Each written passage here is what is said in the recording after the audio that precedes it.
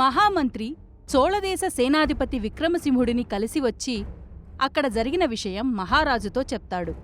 దానితో పాటు ప్రజలకు కొరడా దెబ్బలకు డబ్బులు ఇస్తాను అనే అనాలోచిత నిర్ణయం చెప్పకుండా ఉండాల్సింది అని అనగానే రాజుకి బాగా కోపం వస్తుంది. రాజుకి ఎంత చెప్పినా వినే స్థితిలో లేరని నిర్ణయించుకొని మహామంత్రి రాజ్యాన్ని కాపాడడానికి సేనాధిపతి సహాయం కోరతాడు. మంత్రి మాట విన్న సేనాధిపతి ప్రజలు కొరడా దెబ్బల కోసం రాకుండా చేస్తారు. దాంతో మహారాజుకి కోపం వచ్చి ఈ సైనికులకి సేనాధిపతికి కలిపి శిక్ష విధిస్తాడు. దాంతో కోపం వచ్చిన సైనికులు మహారాజుకి వ్యతిరేకంగా నినాదాలు చేస్తుంటారు. మహారాజు తన మందిరంలోకి వెళ్ళి తనలా చేసి ఉండకూడదు అని అనుకుంటూ ఉండగా ఒక వ్యక్తి కత్తి పట్టుకొని తలుపుకు ఎదురుగా నిలబడతారు. తలుపు దగ్గర కత్తి పట్టుకొని నిలబడి ఉన్న వ్యక్తిని చూసి తనని చంపడానికి వచ్చారు అని అనుకుంటాడు జగన్నాథవర్మ. తన గదిలో ఆయుధం కోసం వెతుక్కుంటూ ఉంటాడు. ఇంతలో ఆ వ్యక్తి ముందుకు వస్తాడు. అతను మరెవరో కాదు, సేనాధిపతి. అతని శరీరమంతా రక్తపు మరకలు ఉంటాయి.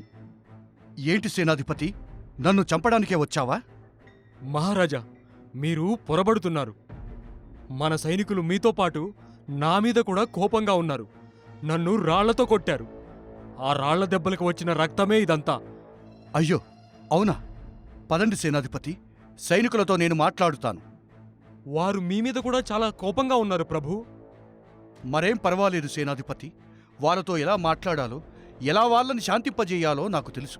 పదండి అంటూ జగన్నాథవర్మ సేనాధిపతితో కలిసి సైనికుల దగ్గరకు వెళ్తారు. మహారాజు అహంకారం నశించాలి, నశించాలి. మహారాజు సింహాసనం నుండి వైదొలగాలి. మహారాజు జగన్నాథవర్మ మాట్లాడేలోపే కొంతమంది సైనికులు ఆయన మీదకు రాళ్లు విసురుతారు. దాంతో రాజుగారికి దెబ్బలు తగులుతాయి. నా సైనికులు ఇంత పిరికివాళ్లు అని నేను అనుకోలేదు. గుంపులో నుండి రాళ్లు ఎవరైనా వేస్తారు. ధైర్యం ఉన్న వాళ్ళైతే ముందుకు వచ్చి పోరాడండి అని గద్దిస్తాడు. అప్పుడే ఆ గుంపులో నుండి 4 సైనికులు కత్తులు పట్టుకొని ముందుకు వస్తారు. సేనాధిపతి భయపడుతూ ఉంటాడు. సైనికులారా, మన రాజుగారి మీద కత్తి దూయడమేంటి? మర్యాదగా కత్తులు పక్కకు పెట్టి వెనక్కి వెళ్ళండి. ఇవాళ మీరో మేమో తేలాల్సిందే. అలా సైనికులు 4 ఎదురుగా పరిగెత్తుతూ వెళ్తారు. వెంటనే మహారాజు తన కత్తి బయటకు తీసి నిలబడిన చోటు నుండి కదలకుండా ఆ 4 మట్టి కరిపిస్తాడు. అప్పటి వరకు మహారాజులో శాంతమూర్తినే చూసిన సైనికులు ఆయన యుద్ధ ప్రతిభ చూసి ఆశ్చర్యపోతారు. ఎంతమంది వస్తారో రండి, ఎదురు తిరిగి నా కత్తికి బలవుతారా? ధైర్యం ఉన్న వాళ్ళు ఎంతమంది అయినా రండి. నేను నిలబడిన చోటు నుండి కదలకుండా మీ తలలు తెంపకపోతే నా పేరు జగన్నాథవర్మ కాదు. మహారాజు ఉగ్రరూపం చూసి సైనికులు వణికిపోతారు. అందరూ చేతిలో కత్తులను వదిలేసి మహారాజు ముందు మోకాళ్ల మీద కూర్చుంటారు. ఆకాశంలో అప్పుడే వచ్చిన మెరుపు వెలుగులో జగన్నాథవర్మ సైనికులకు ఉగ్ర నరసింహమూర్తిలాగా కనిపిస్తాడు. హిరణ్యకశిపుడిని సంహరించిన నరసింహస్వామి ప్రహ్లాదుడి ప్రార్థన విని శాంతించినట్టు సైనికుల దైన్యాన్ని చూసి మహారాజు కూడా శాంతించి తన కత్తిని వదిలేస్తాడు. సేనాధిపతి, సైనికుల్లో నా మీద వ్యతిరేకత ఉన్న విషయం నిజమే. కానీ నన్ను చంపేంత కోపమైతే లేదు. ఆ 4 చూస్తుంటే మన రాజ్యపు వారు కాదు ఏమో అని అనుమానంగా ఉంది. వారి శరీరాలను పరీక్షించు. మహారాజు మాటలు విన్న సేనాధిపతి వారి చేతుల వద్ద దుస్తులను చించి చూస్తాడు. 4 భుజాల మీద వేరే రాజ్యంకు సంబంధించిన పచ్చబొట్లు కనబడతాయి. అవి చూసిన సేనాధిపతి ఆశ్చర్యపోతూ, మహారాజా, మీ అనుమానం నిజమే. వీరు మన రాజ్యపు వాళ్ళు కాదు. అక్రమంగా మన సైనికుల వేషాలు వేసుకొని వీరితో కలిసి మీ మీద దాడి చేశారు. సైనికులారా, చూశారా? ఇన్నాళ్ళు మీతో ఉండి మిమ్మల్ని రెచ్చగొట్టింది వేరే రాజ్యం నుండి వచ్చిన గూఢాచారులు. అయినా కూడా ఇంకా మీరు పట్టుపడితే మీరు కోరుకున్నట్టే నేను సింహాసనం నుండి వైదొలుగుతాను. మరొకరు రాజ్యాన్ని ఆక్రమించుకున్న మరుక్షణం రాజు ఆజ్ఞ పాటించని ఈ సైనికులు మన ఆజ్ఞ ఎలా పాటిస్తారు అని మీకు ఉరిశిక్ష వేస్తారు. దానికి మీరంతా సిద్ధమేనా? స్వయంగా మీ మహారాజు ఇచ్చిన మాట నమ్ముతారా? లేకపోతే ఇలాంటి గూఢాచారుల మాటను నమ్ముతారా? మహారాజు మాటలు విన్న సైనికులు ఏం సమాధానం చెప్పాలో తెలియక ఒకరి ముఖాలు ఒకరు చూసుకుంటారు. నేనేమీ మహాత్ముడిని కాదు. నేను కొన్ని తప్పులు చేశాను. ఇకపై వాటిని సరిదిద్దుకొని మంచి పరిపాలన అందిస్తాను. నా మాట మీద నమ్మకం లేని వాళ్ళు ఇప్పుడే రాజ్యం వదిలి వెళ్ళిపోవచ్చు. క్షమించండి మహారాజా. ఏ తప్పు చేయకుండా మాకు శిక్ష విధించడం వలన అలా మాట్లాడడం కానీ తల్లిలాంటి రాజ్యాన్ని విడిచి మేము ఎక్కడికి వెళ్ళం. జాగ్రత్తగా ఇళ్లకు వెళ్ళండి. మీకు శిక్ష విధించినందుకు నన్ను నేను శిక్షించుకుంటున్నా అంటూ మహారాజు తనని తాను కొరడాతో కొట్టుకుంటాడు. దాంతో సైనికులందరూ మౌనం వహిస్తారు. మహారాజు తర్వాత వెనక్కి వస్తాడు. తనతో కలిసి సేనాధిపతి కూడా వస్తాడు. సేనాధిపతి, మంత్రివారు ఎక్కడున్నారు? నేను ఆయనతో అత్యవసరంగా మాట్లాడాలి. నా వల్ల ఇప్పటికే చాలా తప్పులు జరిగాయి. ఇకపై అయినా వాటిని సరిదిద్దుకోవాలి. ఆయనేదో ముఖ్యమైన పని కోసం వెళ్ళారు. ఎక్కడికి వెళ్లారో తెలియదు ప్రభూ. సరే, మంత్రి వచ్చిన తక్షణమే నా దగ్గరికి తీసుకుని రండి. అలాగే ప్రభూ. మహారాజు తన మందిరానికి వెళ్లి ఆలోచిస్తూ ఉంటాడు. ఈలోపు మహారాణి అక్కడకు వస్తుంది. ఏమైంది ప్రభూ?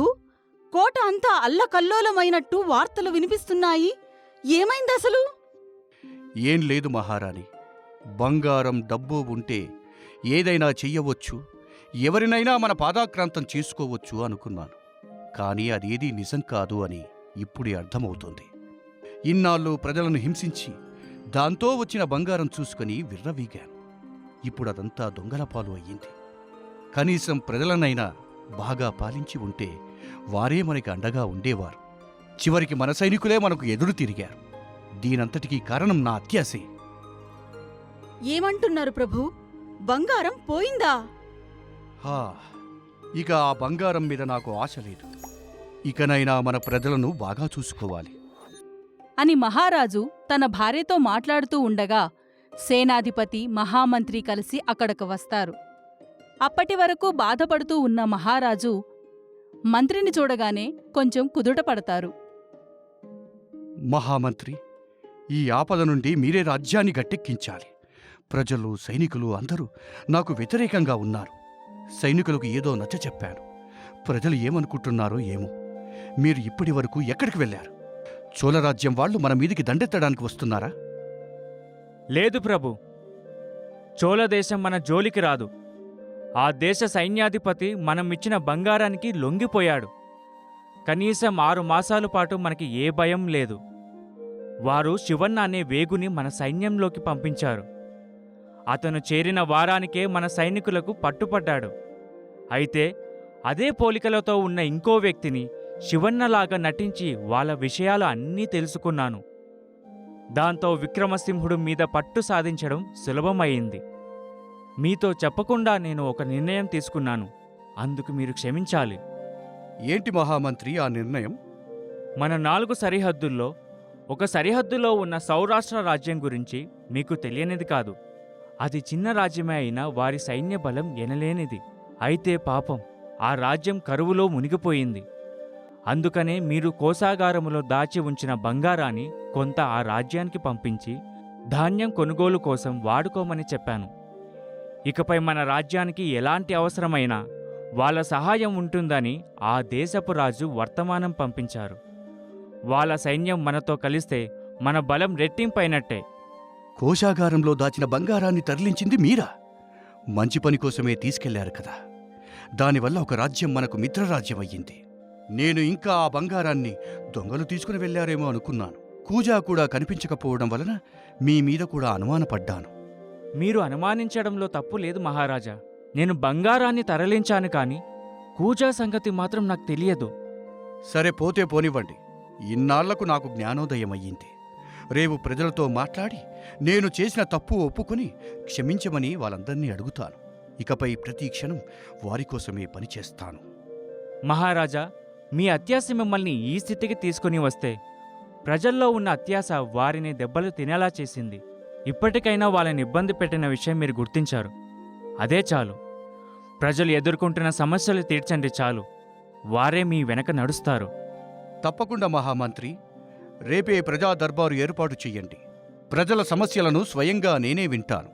తక్షణ పరిష్కారం కోసం ప్రయత్నం చేద్దాం.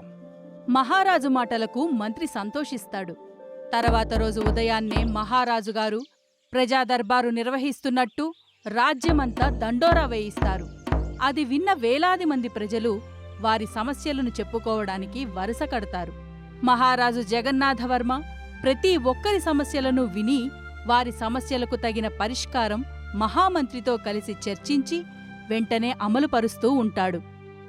భూమిలో ఉన్న ఒక గదిలో మిగిలి ఉన్న బంగారమంతా రాజ్యంలో ప్రజల సమస్యలు తీర్చడానికి, గ్రామాలకు మంచినీరు అందించడానికి, ప్రతి గ్రామానికి వైద్యులను పంపించడానికి మొదలైన మంచి పనుల కోసం ఉపయోగిస్తూ ఉండేవాడు. కొన్ని రోజుల్లోనే ప్రజల్లో రాజు మూర్ఖుడు అనే అభిప్రాయం పోయి జగన్నాథవర్మ మహారాజు అంటే మన ఇంట్లో మనిషి అన్నంత అభిమానం మొదలైంది. పక్క రాజ్యమైన సౌరాష్ట్ర రాజ్యానికి సహాయం అందించడం వలన ఆ దేశ మహారాజు స్వయంగా వచ్చి జగన్నాథవర్మకు ధన్యవాదాలు తెలిపి ఆయన కీర్తి వేనోళ్ల పొగుడుతారు. అలా జగన్నాథవర్మ మంచితనంతో ప్రజాపాలన చేయడం వలన అతని కీర్తి దశ దిశలా వ్యాపిస్తూ ఉంటుంది. ఇలా ఉండగా ఒకరోజు మహారాజుగారు భోజనం చేస్తూ ఉండగా ఒక సైనికుడు ఒక కూజాలో నీళ్లు తీసుకొని వచ్చి బల్లమీద పెడతాడు. అది చూసిన మహారాజుకి బంగారాన్ని ఇచ్చే కూజా గుర్తుకు వస్తుంది. పక్కనే ఉన్న మంత్రితో ఇలా అంటాడు. మహామంత్రి, నిజంగా ఆ కూజా ఏమైందో మీకు తెలియదా? ఒకవేళ తెలిస్తే ఎక్కడ ఉందో చెప్పండి. పేదవారికి సహాయం చేయడానికి ఆ కూజాను ఉపయోగించవచ్చు. లేదు ప్రభు, నిజంగా ఆ కూజ ఎక్కడ ఉందో నాకు తెలియదు అని మహామంత్రి అనడంతో రాజు భోజనం ముగించి అక్కడి నుండి వెళ్ళిపోతారు. ఆ తర్వాత తన గుర్రం తీసుకొని ఒంటరిగా ప్రయాణం చేసి చాలా దూరం వచ్చి ఒక నది ఒడ్డున నిలబడతారు.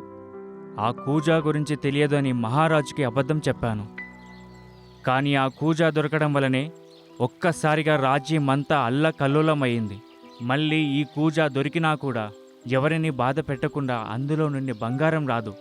మళ్ళీ బంగారం చూసిన రాజుగారిలో ఆశ కలుగక మానదు. అందుకే బంగారంతో పాటు ఆ రోజు కూజా కూడా నేనే తీసుకొని వచ్చాను. ఆ కూజా వలన మళ్ళీ ఎవరికీ అత్యాశ కలగకూడదని కూజా పగలగొట్టి ఈ నదిలో కలిపేశాను. సర్వే జనా సుఖినో భవంతు, అతి సర్వత్రా వర్జయేత్ అని అనుకొని మహామంత్రి కూజా గురించిన నిజం ఎవరికీ చెప్పకుండా తనలోనే దాచుకుంటారు. ఇప్పుడు రాజ్యంలో ప్రజలు వాళ్ల పని వాళ్లు చేసుకుంటూ రాజ్యాన్ని సుభిక్షంగా ఉంచుతారు.